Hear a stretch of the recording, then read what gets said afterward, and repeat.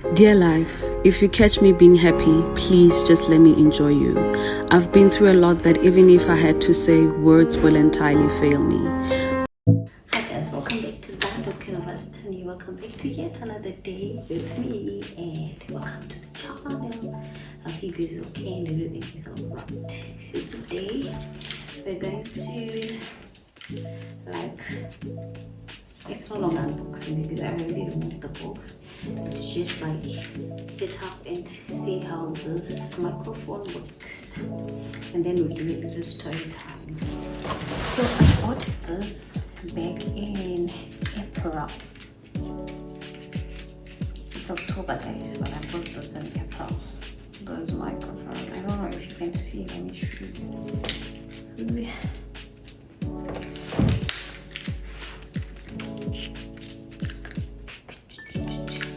So I want to do official opening. This is like an adapter. You can actually plug on the back of the phone, and then so those are the microphones. So because I never used them, we are finally going to be using them just for better quality, you know, all the content things we do for you guys. So there are two microphones. These are like $15, $15 US, yeah. So I want to try and see how they work before I buy the DJI. So this goes to the back of the phone, and then you charge all those things. This is so you do see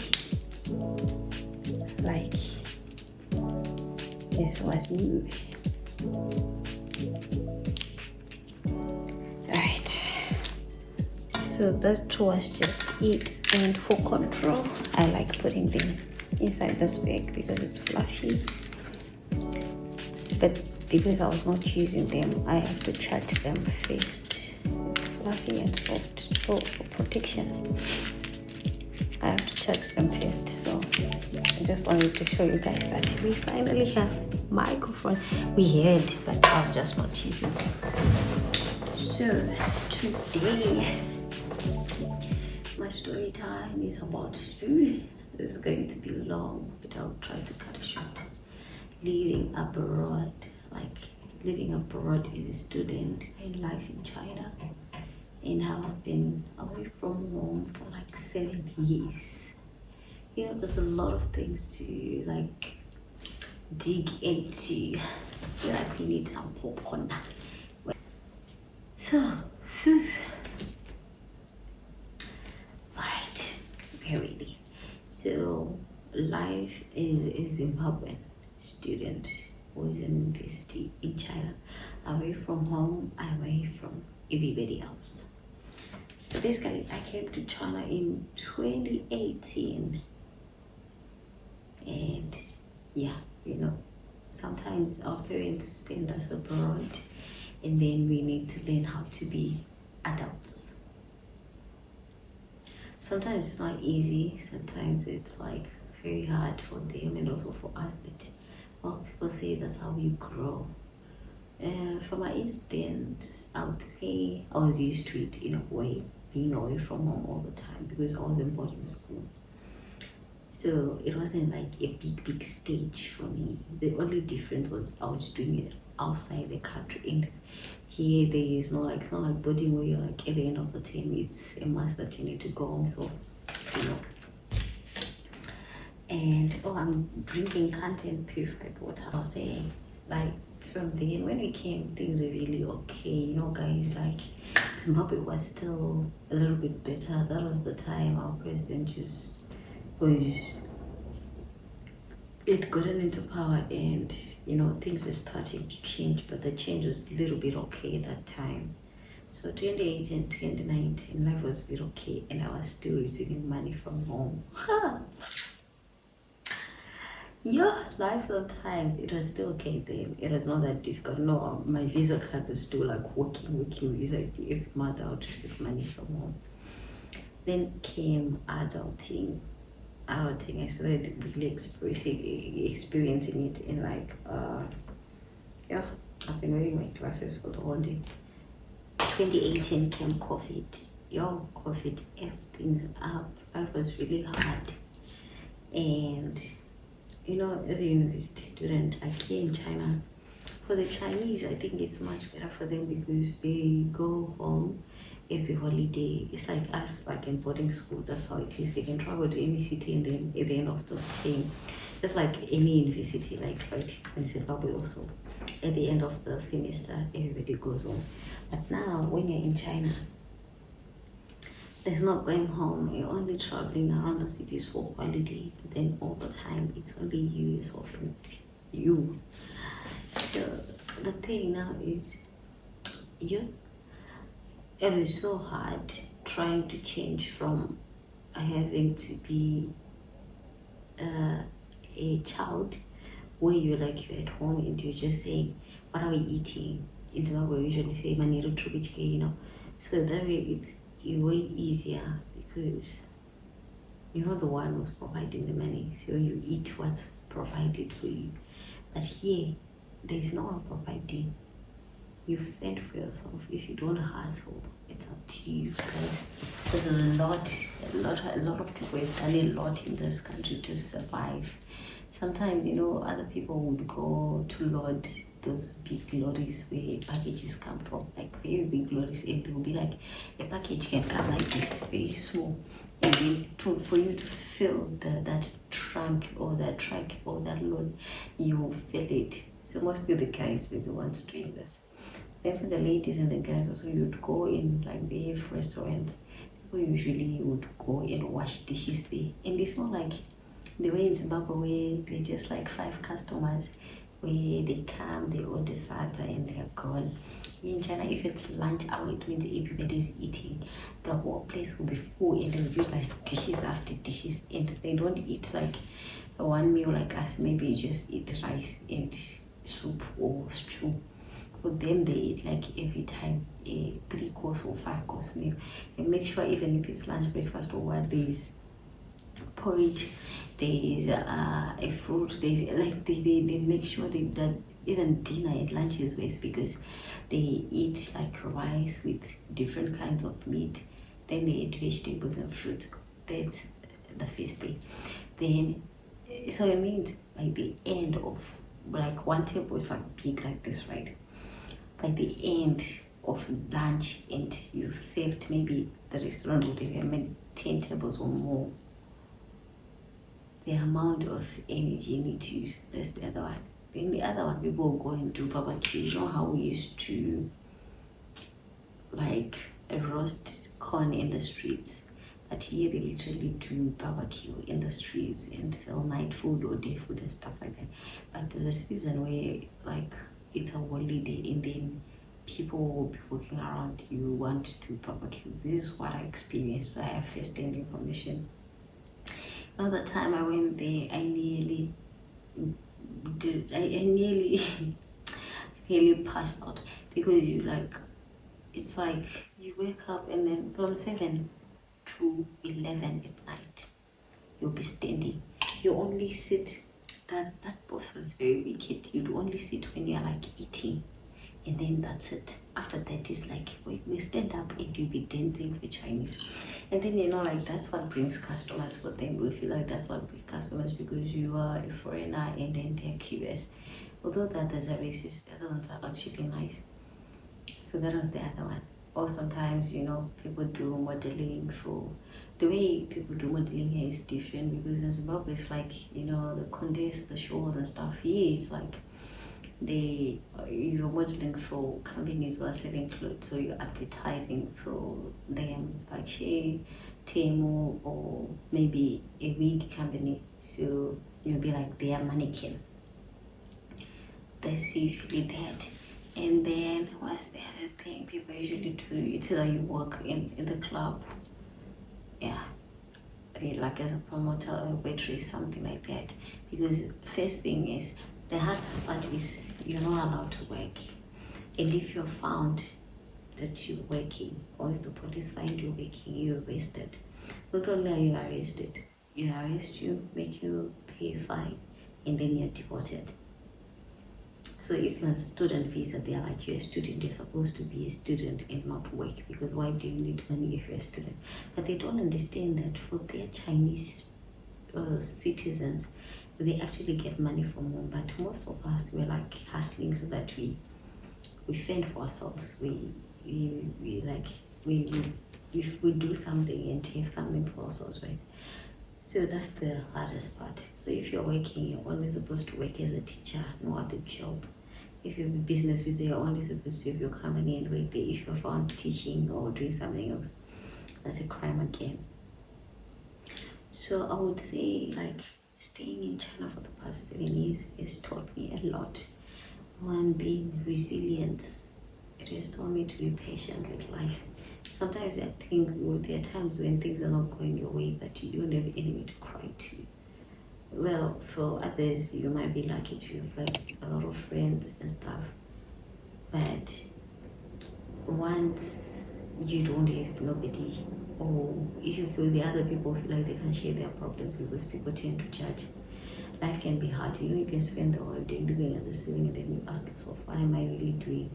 And then there are times also when you're like, why can't I just go home to my family? Because it gets lonely here. It really gets lonely sometimes. You crave for family. I always thought more like, I think the biggest gift we can ever get is love from our family and that peace that comes with it.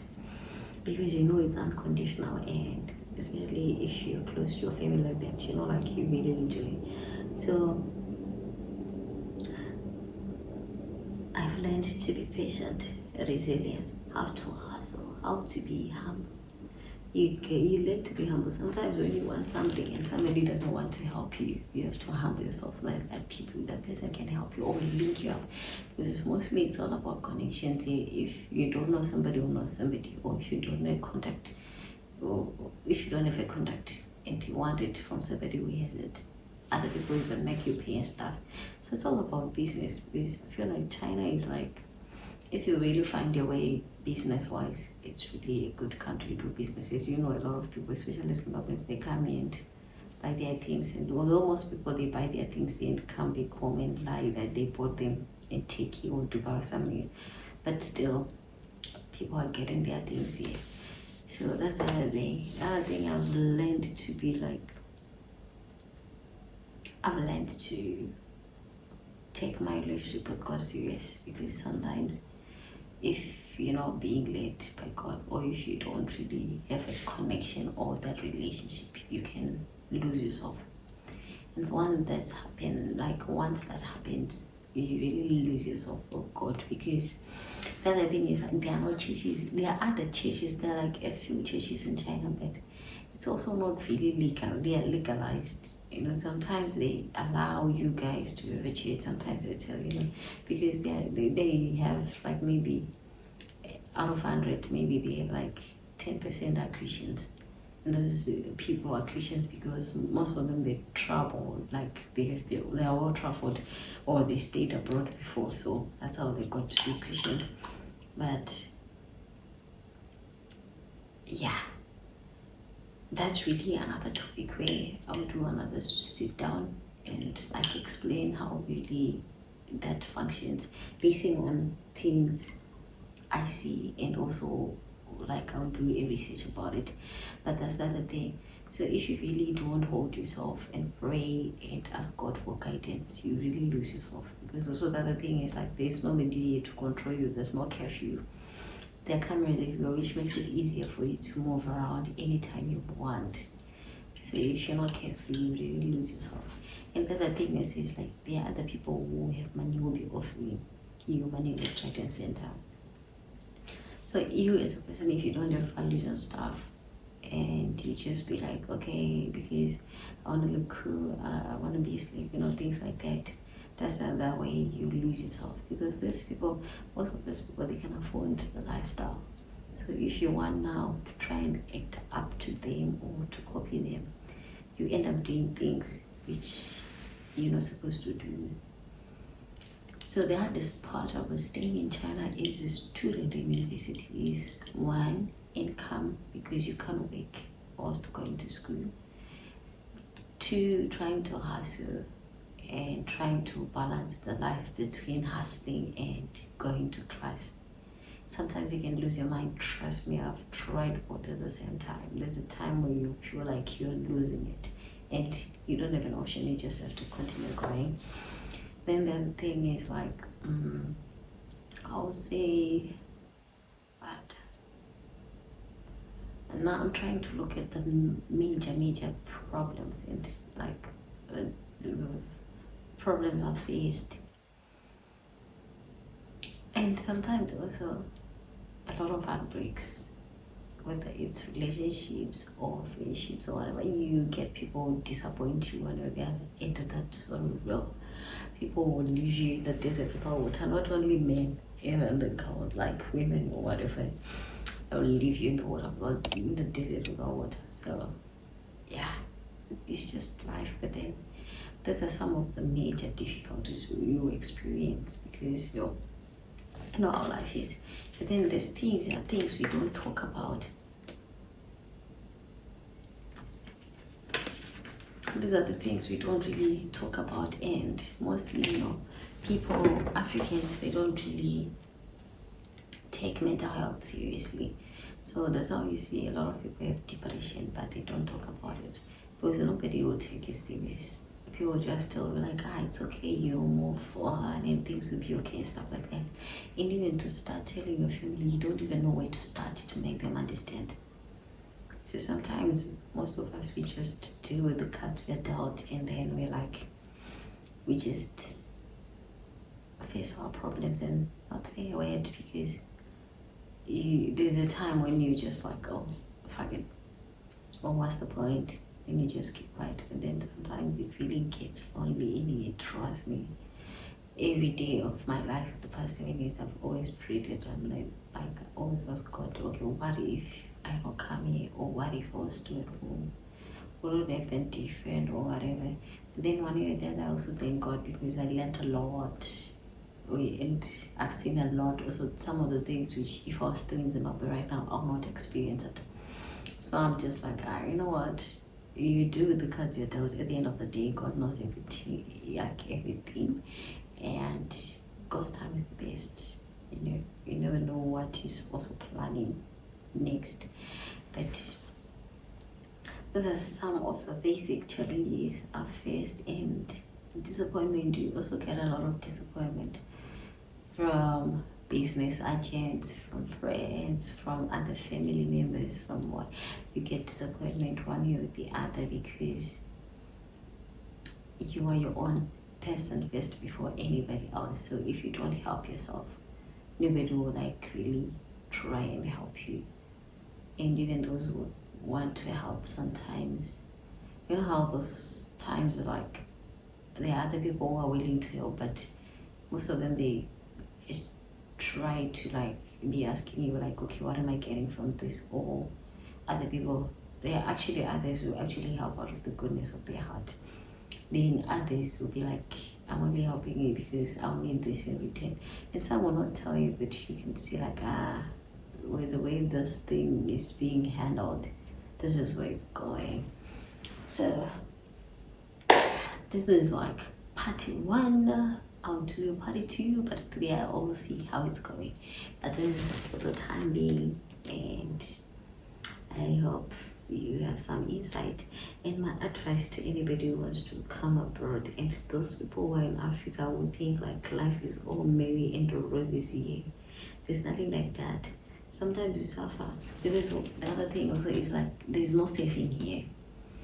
You can try to save here and there, but not a lot to be to say okay, I'm actually saving that. Other people are doing it better, and I don't know how they really do it. But for me, I feel it's really hard for me because when you're using the money and it's in RMB, you're calculating it in Chinese yuan. It seems as if it's nothing. It's way cheaper, and when you're buying things, it's cheaper. But when you convert that money to US dollars, that's when you get to see okay, this money is actually a lot. And then you start thinking if I was in Zimbabwe, if I was at home, what would I have done with those money and stuff like that. So sometimes the currency is what